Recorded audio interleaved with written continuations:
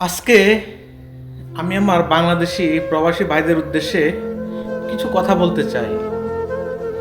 আমাদের দেশের আইন কানুন, পরিবেশ পরিস্থিতি, সামাজিকতা ভিন্ন বাহিরের দেশের তুলনায়।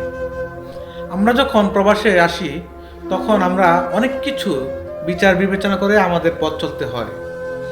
যদি আমরা কোনো রকম ভুল করি তাহলে সেই ভুলের মাসুল সারা জীবন আমাদেরকে দিতে হবে। তেমনি আমাদের দেশে কিছু অতি আবেগপ্রবণ বাঙালি আছে যারা হুজুগে মাতাল।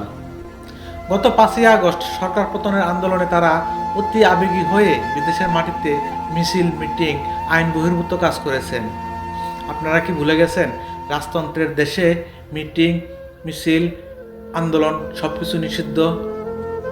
কেউ কোনো রকম আন্দোলন করার সাহস পায় না, সেখানে আপনারা আবেগে আপ্লুত হয়ে নিজে বিপদে পড়েছেন, পাশাপাশি নিজের পরিবারের সদস্যদেরকেও বিপদের সম্মুখীন করেছেন। ভাই, গণতন্ত্রের দেশে সব কিছু সম্ভব, কিন্তু এটা রাজতন্ত্রের দেশ।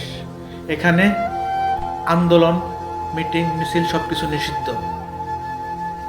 মাথার ঘাম পায়ে ফেলে হাজার হাজার লক্ষ লক্ষ ভাই মাথা নিচু করে রোজগার করে নিজেকে প্রতিষ্ঠিত করতে, পরিবারের সদস্যদেরকে ভালো রাখতে। কিন্তু কিছু অতি আবেগী বাঙালির জন্য বাকি সবাইকে অপরাধীর চোখে দেখা হয়। দরজল ঝামেলা করে আর ভুগতে হয় লক্ষ লক্ষ প্রবাসীদের। কিছু অতি আবেগী বাঙালি প্রবাসীদের কারণে সব প্রবাসীরা বিপদে পড়ে। প্রবাসে হাজারো বাঙালি পরিশ্রম করে সততা আর দায়িত্ব নিয়ে কাজ করে দেশের সম্মান বাড়াচ্ছে, কিন্তু দুঃখজনকভাবে কিছু লোকের খারাপ কাজের কারণে পুরো প্রবাসী সমাজের উপর নেতিবাচক ধারণা তৈরি হয়। কেউ যদি অপরাধ করে বা বেআইনি কোনো কর্মকাণ্ডে জড়ায় সেটা তার ব্যক্তিগত দোষ, কিন্তু দুর্ভাগ্যবশত বিদেশিরা অনেক সময় গোটা কমিউনিটিকেই এক চোখে দেখে। এই দেশের সরকার যদি সব প্রবাসীদেরকে দেশ থেকে বের করে দেয় তখন দেশ কোথায় গিয়ে দাঁড়াবে একবার চিন্তা করছেন? তখন সারা জীবন অতি আবেগের খেসারত দিতে হবে পরিবারের সবাই মিলে।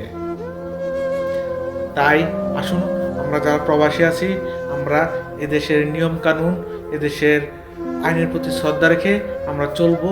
এমন কোনো কাজ করব না যার ফলে আমাদের নিজেদের বিপদ আমরা নিজেরা ডেকে আনবো, পাশাপাশি আমাদের জন্য আমাদের পরিবারের সদস্যরাও বিপদের সম্মুখীন হবে।